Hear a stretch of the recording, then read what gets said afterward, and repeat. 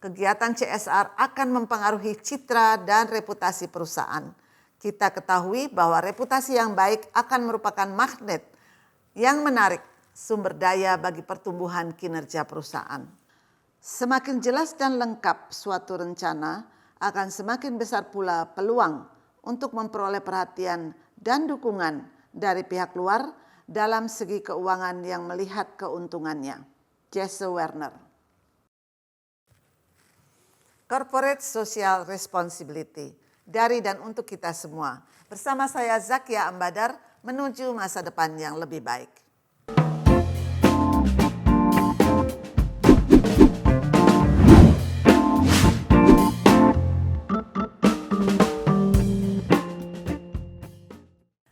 Stakeholder di dalam CSR.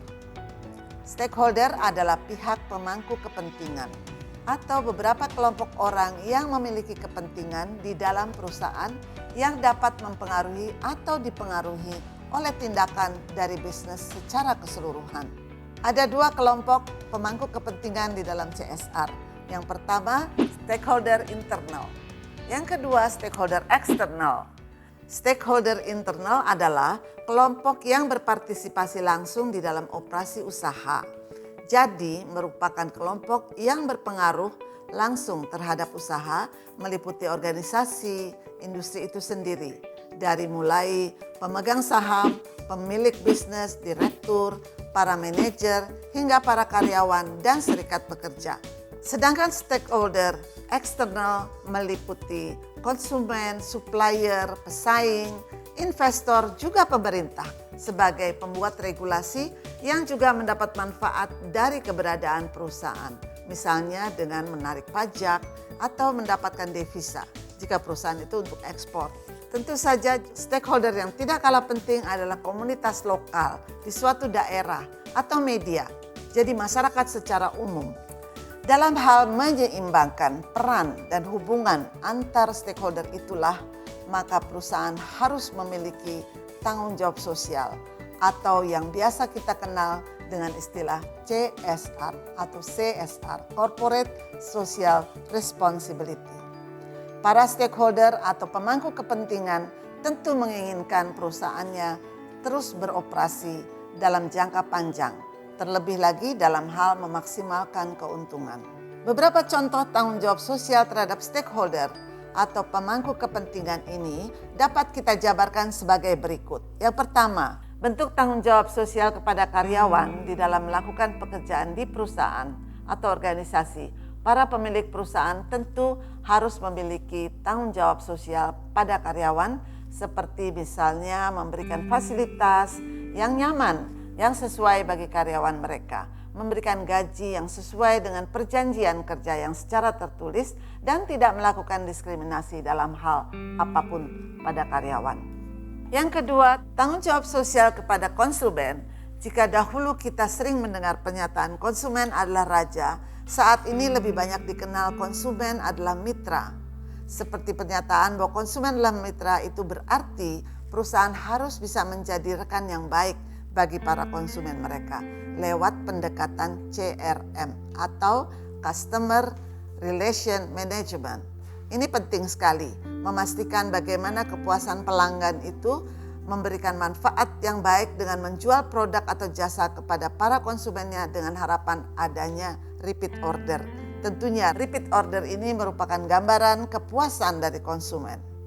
Tanggung jawab sosial kepada supplier.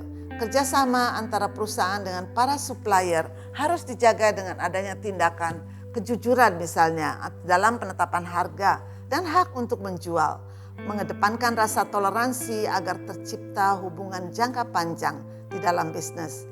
Selalu bertukar informasi dengan supplier dan melakukan pembayaran secara tepat waktu para supplier, khususnya supplier kelas menengah ke bawah. Jadi UMKM. Yang kita tahu memiliki keterbatasan modal kerja. Yang keempat adalah tanggung jawab sosial pemegang saham. Pemegang saham tentu adalah salah satu stakeholder yang sangat penting dalam perusahaan. Perusahaan harus melibatkan pemegang saham atau investor dalam pembuatan sebuah keputusan di perusahaan karena perusahaan memiliki tanggung jawab berkaitan dengan kepuasan investor dan semua keputusan yang diambil oleh perusahaan adalah demi kepentingan investor. Hubungan timbal balik yang sangat menguntungkan ini harus tetap terjaga agar tujuan objektif perusahaan dapat tercapai dengan maksimal. Selanjutnya yang kelima, tanggung jawab sosial kepada lingkungan. Nah, ini juga sangat penting. Yang terdiri dari dua, lingkungan alam dan lingkungan sosial. Tanggung jawab sosial perusahaan kepada lingkungan alam tentu berkaitan dengan hal kelestarian lingkungan. Sementara itu, beberapa hal yang biasanya dilakukan perusahaan di dalam lingkungan sosial antara lain dengan memberikan manfaat kepada masyarakat sekitar seperti di bidang pendidikan, kesehatan, fasilitas umum, dan bantuan sosial lainnya. Misalnya olahraga, budaya, dan lain-lain. Penting bagi individu yang berkecimpung di dalam dunia usaha atau entrepreneur atau calon entrepreneur untuk mengetahui tentang para stakeholder dan bagaimana tanggung jawab mereka kepada para stakeholder agar terbangun kerjasama yang kuat antara keduanya demi mencapai visi, misi, dan tujuan perusahaan agar maksimal.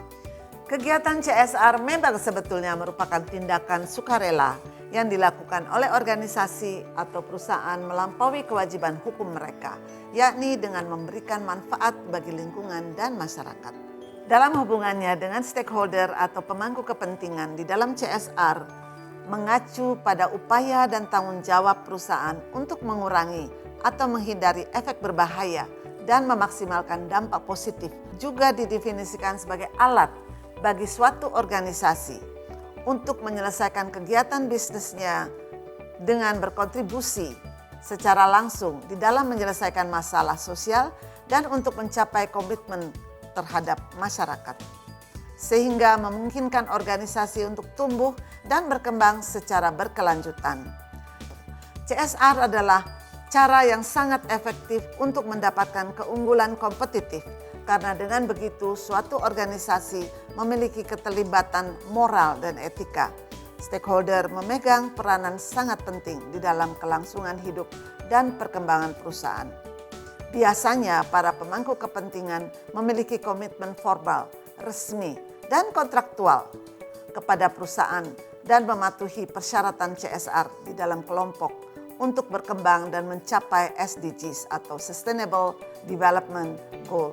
Oleh karena itu, CSR perlu dikomunikasikan kepada semua pemangku kepentingan karena kegiatan CSR akan mempengaruhi citra dan reputasi perusahaan. Kita ketahui bahwa reputasi yang baik akan merupakan magnet yang menarik sumber daya bagi pertumbuhan kinerja perusahaan. CSR menumbuhkan citra positif sehingga CSR perlu ditangani secara komprehensif dan tepat sasaran, serta dipahami oleh semua tingkat manajemen di dalam pembangunan berkelanjutan. Banyak penelitian yang menunjukkan korelasi positif antara praktek CSR dan reputasi perusahaan, sehingga CSR dapat dikatakan merupakan elemen kunci dalam upaya meningkatkan reputasi setiap perusahaan. Karena CSR adalah instrumen komunikasi efektif dalam meningkatkan reputasi perusahaan. Reputasi perusahaan dibentuk oleh kesan dan evaluasi pemangku kepentingan para perilaku perusahaan. Publik atau masyarakat selalu mengawasi kinerja bisnis, karena konsekuensi dari kegiatan bisnis dapat secara langsung dan tidak langsung mempengaruhi kehidupan manusia. Perusahaan yang menjalankan usaha secara etis dan bertanggung jawab tentu dapat membangun citra merek yang positif di mata konsumen. Sebagai salah satu kelompok pemangku kepentingan utama, tentu saja akan mendapatkan peluang lebih tinggi untuk menjadi pilihan konsumen.